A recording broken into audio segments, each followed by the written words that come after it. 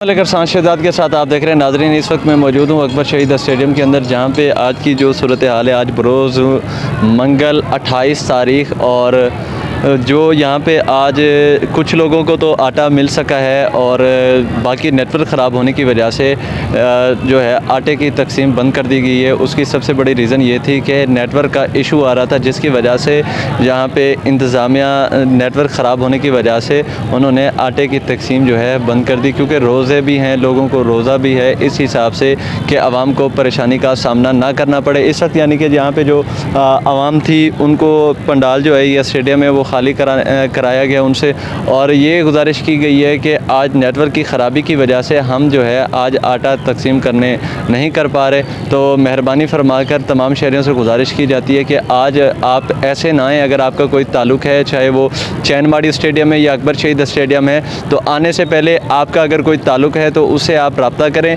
ऐसे यहाँ पे ना आएँ, क्योंकि आज आटा तकसीम नहीं किया जा रहा। मलिक अरसान शहजाद, अकबर शहीद स्टेडियम, राजनपुर।